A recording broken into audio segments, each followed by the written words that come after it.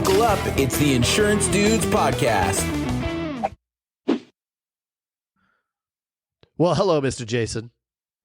Well, hello there, Mr. Craig. I've got some questions for you today. Oh, boy. I'm a little nervous. Oh, boy. I'm a little nervous, Mr. Jason.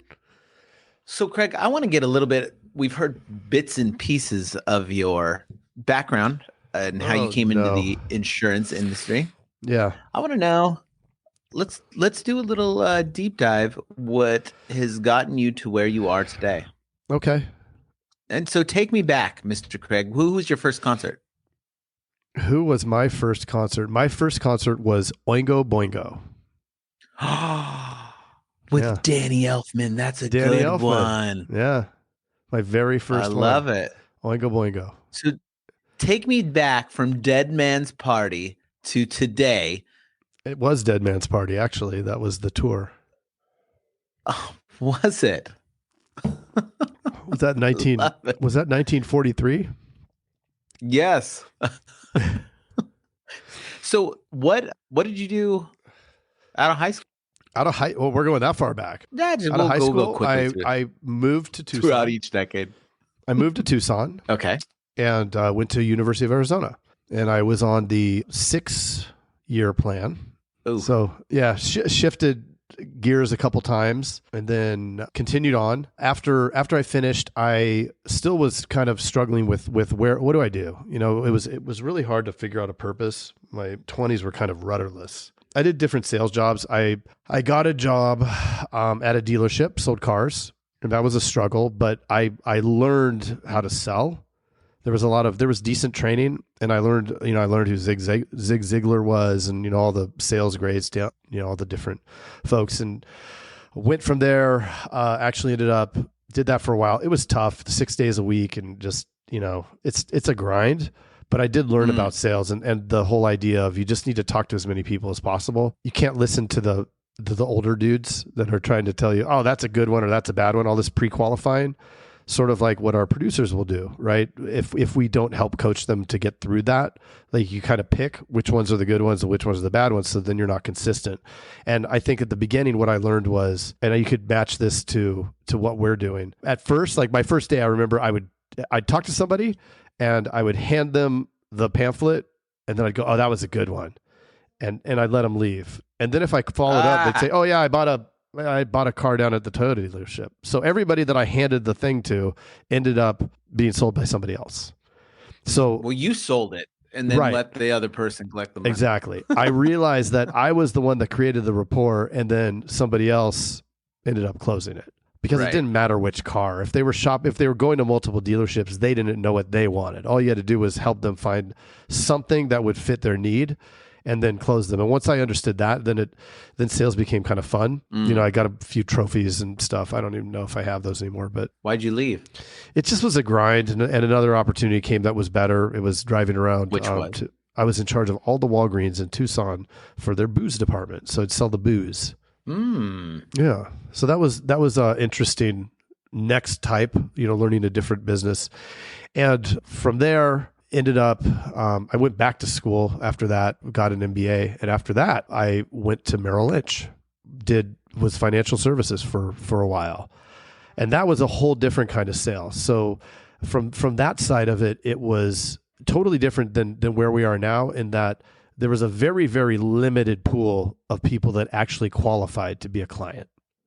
And we were calling, and this is pretty much pre-internet. I mean, there was internet, but it didn't exist. But not in the way pre-phone books.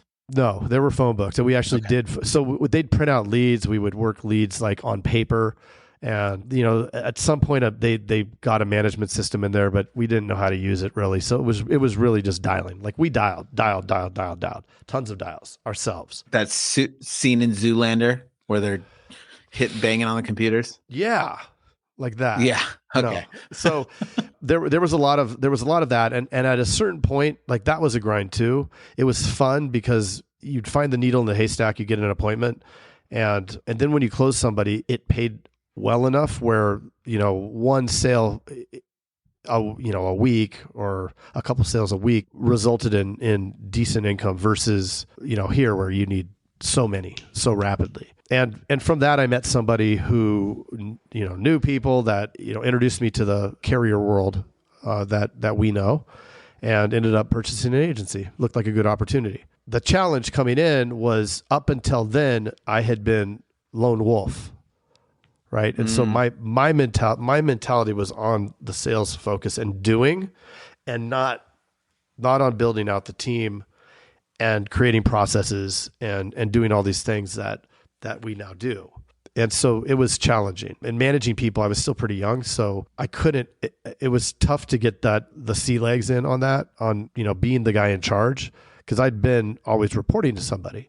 And now all of a sudden I'm not. And so there was the whole learning curve of becoming confident in my own skin, of being a leader and looking up to that, and then believing that I could do it. And it was really a struggle at first. There were many years where it was very, very frustrating. And I think a lot of agents come into this world from a different background and really don't know all of the different pieces that it takes to put it together. And, so that can be a struggle. I did figure it out, and it was finding the right people, getting connected with the peers, because at that point, so it was '08, market crashed, all that happened. Everybody was on an island. I mean, there wasn't even Facebook yet. And so when Facebook came out, that kind of changed a lot, right? I mean, you and I met on, we met on a sales call, but we probably met prior to that on Facebook. And, I've met now so many agents as a result of Facebook. That's a really important takeaway, is getting plugged in with as many high-performing agents as possible, and then running from the complainers. I found that in the beginning, like, I was struggling, and I'd gravitate to the other ones who were struggling, and then you commiserate, and it just becomes it doesn't solve anything, right? It doesn't make the note change. It doesn't make the results change. It just you settle for being inadequate. We had some good years, but there was nothing consistent. It was always chasing and looking for the next big thing, and that brings me up to the point where you and I connected, and we started talking and created this podcast, which is now remarkably 300 episodes ago. We're getting there.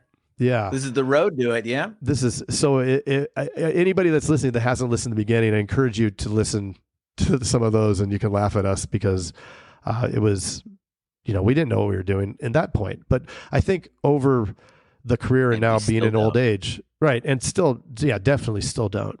It's become this thing where now I'm comfortable with just going. And sometimes maybe I even push too soon, like jump in, but not afraid of screwing up. It's like, hey, go for it, pick up the pieces and put it into place and learn from the actions. Love it. Yeah. Love it. Well, there you go. I love that you came from different experiences and were able to, kind of draw from those experiences as you came into the industry. I think everybody that comes into the insurance industry, it's the same story, right?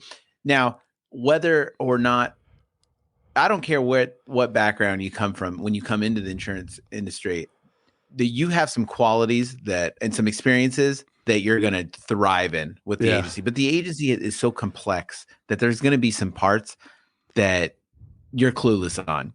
Yeah. And you're not going to be good at it. And you're going to feel like you felt in the agency, and you're going to need to reach out to peers, and you're going to need to learn some new things and then find your way. That's what's cool, is that we all come from different backgrounds. So there's, something that you excel at, I don't excel at, and something that I excel at, you don't excel at. And then coming together with those minds together just creates this rocket to success. Yeah. And I think one of the biggest learnings along the way is the ability to surrender some of that control. Like you just can't control everything. And you know how I can get into the weeds really easily, and instead of staying up at the strategic level, getting down into all the granular stuff, because some of that stuff I like to do. And what I think you and I have both learned in this journey, in building Teledudes and doing all the other stuff, is there is such limited amount of time, and that's the hardest thing to manage, is that time. Because I think we care so much. Like we care about our clients with Teledudes. We care about our clients with the agency. We care about our team, and there is only a very limited amount that we can pour our heart into. So we have to pick our battles. I mean, not really a battle, but we have to pick where we allocate that resource, and it is what it is, and not feel bad that you can't get to everybody. because you also care about your family, and you also care about all these Right. other things that are besides your agency. So there is a finite amount of time, and the more you do, the more you have to be able to say no to some things and, Yeah. limit yourself on other things. So Yeah. And it's a good okay to say takeaway. no. I Just love not it. every time. Well, yeah. Well, thank you, Mr. Craig. That was Mr. incredibly Jason. insightful. Well, thank you. I hope it helps. It was so good to be on the hot seat. Put you All on right. the hot seat. We'll see Fired you up. later. Bye. To be continue. Hey, Jason. Yes, Mr. Craig. That was another awesome episode, wasn't it? Mm-hmm. Well, if people want to get a little bit more action and learn how to do write 100,000 in premium Yes. off of even the worst internet leads, where could they go? They can go to live.teledudes.com. Ooh, that sounds exciting. Are we going to be there? Yes, it's a weekly call that we're doing right now it's live, and it will show you the process. The entire process is super awesome. I love it. Let's do it. Let's do it. Sign up right now, live.teledudes.com. Live.teledudes.com. That's live.teledudes.com. Hey, Craig, there's a new community that we are starting that I cannot wait to tell everybody about. It is our live texting community where you and I are going to answer people's questions and give them free content, right? Are you kidding me? We get Yep. to talk to them? Yeah, which is awesome, but they have to opt in. They have to text us at 520-214-2219. That's 520-214-2219. Nice. Craig, are you going to respond to these texts? I'm going to respond to them for sure. Live. I'm into it too. It's going to be Well- awesome. And it's going to be our new texting community where we're going to get back to everybody that we can and drop some crazy content, free content, and free the calculator that you just came up with. That's right. The calling calculator, sales material. I mean, everything for insurance agents. This is it. It's the best texting community out there for insurance agents. Well, what the heck is that number again? I can't remember it. It's 520-214-2219. That's Okay. 520-214-2219. I love it. I'm going to text it right now. 520-214-2219. All right. I'll see you later, Mr. Jason. Bye, Mr. Craig. Wait, do they even listen to this on the radio anymore? I love it. I love it. Nice. All right.